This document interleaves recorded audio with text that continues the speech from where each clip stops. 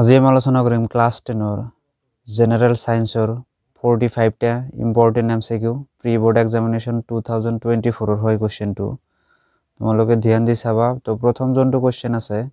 এটা কোশ্চেনটো অলপ মানে কি বুজাত প্ৰবলেম হ'ব পাৰে বাট চাই যাবা ম্যাগনেসিয়াম ফিটাইডল জ্বলাবলৈ ই উজ্জ্বল বগা শিখাৰে জ্বলি বগা পাউডাৰত পৰিণত হয় এই বগা পাউডাৰখিনিৰ ৰাসায়নিক সংকেত হল ৰাসায়নিক জন্তু বিক্ৰিয়া হৈ আছে তো ইয়াত আমি কি দেখা পালো বিক্ৰিয়াজাত পদাৰ্থ কি উৎপন্ন হৈছে ম্যাগনেসিয়াম অক্সাইড গতিকে অপশন বি তোমাৰ কাৰণে কি হ'ব শুদ্ধ আনসাৰ হ'ব কোশ্চেন নম্বৰ 2 টু সোয়া কোশ্চেন নম্বৰ 2 তোমাক দিয়া আছে রাসায়নিক বিক্রিয়াটা দিয়া আছে আয়রন প্লাস পানি আছে আর উৎপন্ন হয়েছে তোমার আয়রন অক্সাইড আছে আর তোমার হাইড্রোজেন আছে তো আমাক কি কইছে উপরোক্ত রাসায়নিক সমীকরণটো সমতুল্য কৰিবলৈ কিমানটা পানীৰ অণুৰ প্ৰয়োজন হ'ব তোমালোকে যদি এটো সলভ কৰি চোৱা তেনেহলে শুদ্ধ আনসাৰটো পাবা অপশন ডি কোশ্চেন নম্বৰ 3 টু সোয়া ইয়াতে এটো তোমাক ৰাসায়নিক বিক্ৰিয়াটো দিয়া আছে ইয়াৰ ওপৰত ডিপেন্ড কৰি তোমালোকে ক'ব লাগে এটো কেনে ধৰণৰ বিক্ৰিয়া হ'ব তো এটো সংযোজন বিক্ৰিয়া হ'ব ঠিক আছে তোমালোকে চাই লবা কোশ্চেন নম্বৰ 4 টু সোয়া বহুত ইম্পৰ্টেন্ট হয় ইয়াতে মিলাব দিছে ভিনেগাৰৰ লগত কি এসিড থাকে তোমালোকে জানা অবিয়াসলি না তো ভিনেগাৰৰ লগত থাকে তোমাৰ কি এসিডিক এসিড এনেকুৱা গোটেইখিনি তোমালোকে মিলাই চাবা শুদ্ধ আনসাৰটো হ'ব অপশন বি 5 নম্বৰ কোশ্চেনটো চাবা আফ্ৰিনা দেখিলে যে কপাৰ অক্সাইডৰ লগত লাহে লাহে লঘু হাইড্ৰক্লোৰিক এসিড যোগ কৰিলে দ্ৰৱটোৰ বৰণ নীলা সেউজীয়া হৈ পৰে কি যৌগ গঠন হোৱাৰ বাবে দ্ৰৱটোৰ বৰণ নীলা সেউজীয়া হৈ পৰিল অপশন আমাক দিয়া আছে 4টা নিশ্চয় ভিজুয়ালাইজ হোৱা নাই মই ইয়াতে কৈ আছো অপশন এ দিয়া আছে কপাৰ ক্লোৰাইড অপশন বি দিয়া আছে কপাৰ হাইড্ৰ অক্সাইড অপশন সি দিয়া আছে কপাৰ অক্সাইড আৰু অপশন ডি দিয়া আছে কপাৰ হাইড্ৰোজেন কাৰ্বনেট আছে ঠিক আছে তো ইয়াৰ জনটো শুদ্ধ আনসাৰ হ'ব এটো তোমালোকৰ হ'ব option A copper chloride question number 6 টু সোয়াতে কৈছে ৰহিয়ে তাইৰ পুৰণি সোণৰ কাণ ফুলি জৰেৰে এটি আঙুঠি বনালে ধাতুৰ কি গুণৰ বাবে এটো সম্ভৱপৰ হৈছে অপশন 4 আছে নমনীয়তা ধাতব ধুতি ঘাত সহনীয়তা কঠিনতা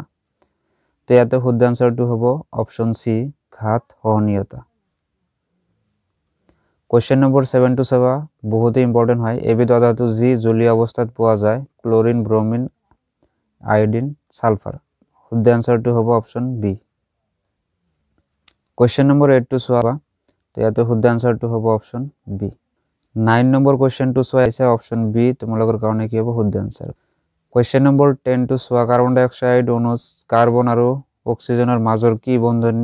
বান্ধনী থাকে ইয়াতে দেখা পাইছা তো কেইটা থাকিব একচুয়ালি ডি বান্ধনী থাকিব তো অপশন বি শুদ্ধ আনসাৰ হ'ব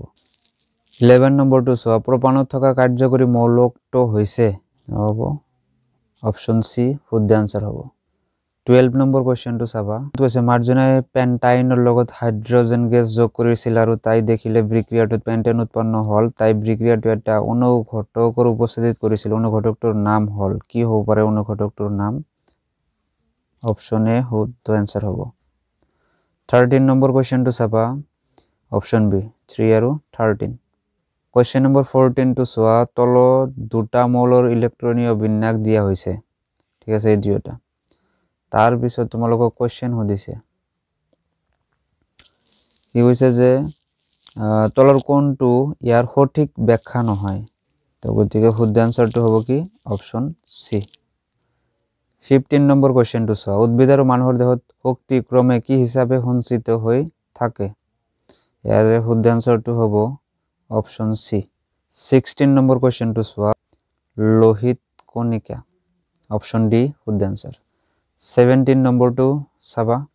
ইয়াৰ শুদ্ধ আনসাৰটো হ'ব অপশন সি 18 নম্বৰ কোশ্চেন টু সোয়া স্নায়ু কোষ এটাত বৈদ্যুতিক প্ৰেৰণা পঠিওৱা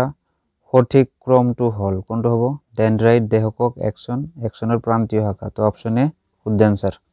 19 নম্বৰ কোশ্চেন টু চাবা শুদ্ধ আনসাৰটো হ'ব লাগে অপশন এ 20 নম্বৰ কোশ্চেন অগ্নাশয় অপশন বি ইয়াতে উক্তি আৰু যুক্তি হিচাপত আমি কৰিব লাগে কোশ্চেন নম্বৰ 21 ৰ পৰা কোশ্চেন নম্বৰ 22 প্ৰথম আছে দাবী আছে যদি খাদ্যত আয়োডিনৰ পৰিমাণ কম হয় গৰল ৰোগ হোৱাৰ সম্ভাৱনা থাকে ট্ৰু হ'ব এটো যুক্তি কি কৈছে বৃদ্ধি হৰমনে দেহৰ বৃদ্ধি আৰু বিকাশত সহায় কৰে এটো ট্ৰু গতিকে শুদ্ধ আনসাৰটো হ'ব অপশন বি তোমালোকে চাই লবা স্ক্ৰিনশ্বটটো নিশ্চয় মাৰিছা 22 নম্বৰ টু কি হ'ব শুদ্ধ আনসাৰটো হ'ব অপশন এ 23 নম্বৰ যোনটো কোৱেশ্চন আছে লক্ষ্যবস্তু আৰ কিউৰ বাবে উৎপন্ন হোৱা প্ৰতিবিম্বটো হ'ব ইয়াতে যদি আমি প্ৰতিবিম্বটো চাও ইয়াৰে শুদ্ধ আনসাৰটো হ'ব কি অপচন এ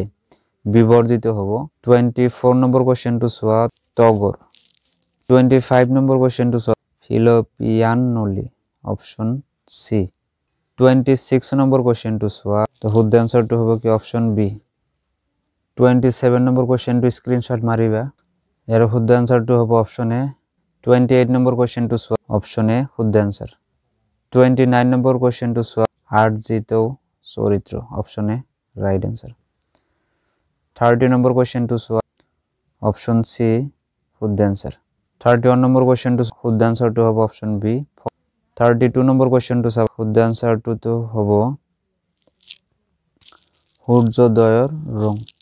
33 নম্বৰ কোৱেশ্চনটোৰ শুদ্ধ আনসাৰটো হ'ব অপচন ডি 34 নম্বৰ কোৱেশ্চনটো চোৱা 1 কুলম্ব আধানত থকা ইলেক্ট্ৰনৰ সংখ্যা কি হ'ব অপচন বি যত আছে 6 * 10 টু দি পাৱাৰ 18 পজিটিভত আছে ঠিক আছে 35 নম্বৰ কোৱেশ্চনটো চোৱা ইয়াতে কৈছে কি রোধকতার এসআই একক হল এতে হ'ব কি ওম মিটার অপশন বি শুদ্ধ আনসার হ'ব 36 নম্বৰটো চোৱা ইয়াতে আমাক কি কৈছে 1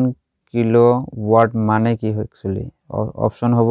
এ শুদ্ধ আনসার 3.6 * 10 টু দি পাৱাৰ 6 জুল 37 নম্বৰ কোৱেশ্চনটো চোৱা 75 38 নম্বৰ কোৱেশ্চনটো চোৱা ইয়াতে আমাক কৈছে চুম্বক বলৰেখাৰ বাবে তলৰ কোনটো উক্তি অসত্য কোনটো হ'ব দুডাল চুম্বক বলৰেখা কেতিয়া কটাকটি নকৰে এটো তো ঠিকে চুম্বক বলৰেখা উত্তৰ মেৰুৰ পৰা ওলাই আৰু দক্ষিণ মেৰুত সোমায় এটো ঠিকে আছে চুম্বকৰ অন্তৰ্ভাগত বলৰেখাৰ দিক ইয়াৰ দক্ষিণ মেৰুৰ পৰা উত্তৰ মেৰুলৈ হয় এটো ঠিকে আছে চুম্বক বলৰেখাবিলাক বন্ধ বক্ৰৰ হয় ইয়াতে প্ৰত্যেকটো হৈতে আছে তোমালোকে চাই লবা ইয়াতে যদি কোনো এটা স্টেটমেন্ট ৰং হয় নিশ্চয় মোক কমেন্টত জনাই দিবা 38 মোৰ হিচাপত প্ৰত্যেকটোৱে কি হয় তোমাৰ সত্যই হয় অসত্য এটাও নাই তো 39 এর শুদ্ধ আনসারটো হবে অপশন ডি 40 নম্বর কোশ্চেনের শুদ্ধ আনসারটো হবে অপশন ডি 41 এর শুদ্ধ আনসারটো হবে অপশন সি 42 এর শুদ্ধ আনসারটো হবে অপশন এ রোমান সংখ্যার 1 2 আর 3 হবে 43 নম্বর কোশ্চেনটির শুদ্ধ আনসার হবে অপশন বি কোশ্চেন নম্বর 44 এর শুদ্ধ আনসারটো হবে অপশন ডি 10% কোশ্চেন নম্বৰ 45 এৰ শুদ্ধ আনসাৰটো হ'ব অপশন এ তাদেৰ কাৰণে এইখিনিয়ে ইয়াৰ ভিতৰত দুই এটা কোশ্চেন ইফাল সিফাল হলে নিশ্চয় তোমালোকে কমেন্ট সেকশনত মোক অৱগত কৰিবা থ্যাংক ইউ